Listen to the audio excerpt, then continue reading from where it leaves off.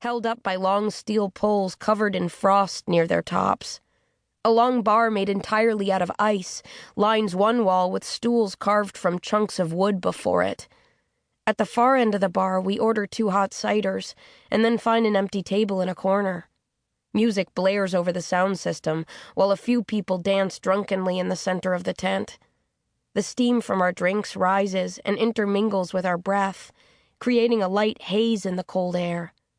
David glances at me, our eyes catching, holding. He leans closer and kisses me gently, pulling away an inch to smile, his lips leaving a fading warmth on mine. "I love you," he whispers. My heart does a funny half-beat that makes my head feel light.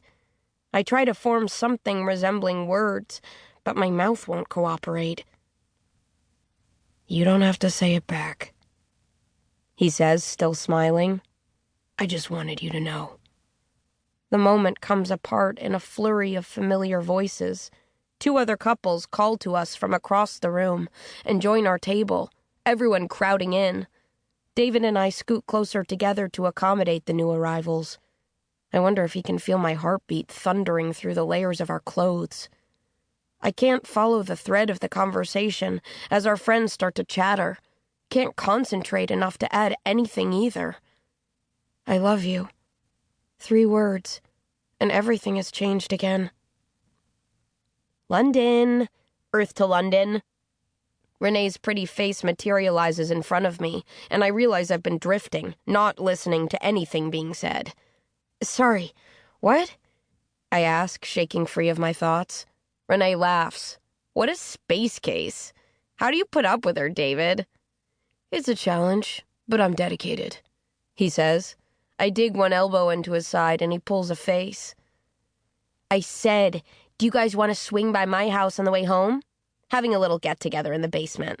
I think my parents have finally forgiven me for the homecoming party," Renee says. "I'm surprised they did," Dylan, Renee's current boyfriend, says. "The place was trashed."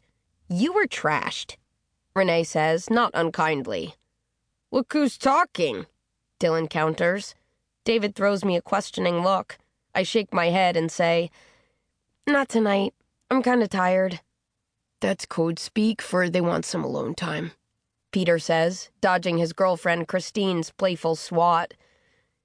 "I gotta hit the bathroom quick," Renee says, standing. "Anyone else need to go?" Her penetrating gaze finds only me. I reluctantly stand. "I guess I do." Renee and I exit the tent and locate a portable toilet nearby. We stop short of the mile-long line. "I didn't really have to go," she says. "Yeah, I figured." "What's wrong? I could see it on your face the second we walked in." I shift from one foot to the other, stalling. Renee is one of my best friends, but even so, can I get myself to tell her? "David said he loved me," I finally say, my voice hushed. Renee's eyes widen. "Whoa, really? I mean, that's great." "I know." "Did you say it back?" "No. I mean, I wanted to, but you're worried." She studies me. "You haven't told him about the letter yet, have you?" Toxic butterflies continue to flutter in my stomach. "I'm telling him tonight." "I really think it'll be fine. You guys have known each other forever, right? This shouldn't matter." Renee puts an arm around me as we head back toward the tent, a half smile curving her lips. "Maybe you should go somewhere quiet and take his mind off of everything." "Renee!" I play shove her, my face heating in the cold. I can tell Renee almost anything, but I hadn't shared what happened the week before at my house when my mom was at work. David and I had been in my room working on an algebra assignment. Things started off like a regular makeout session, but we'd both gotten carried away. It wasn't as painful as I'd heard, but also not as exciting. Like we were acting out a play without knowing all of our lines. We needed practice, which I was sure David would be more than okay with. Before Renee can read any more from my expression, I duck into the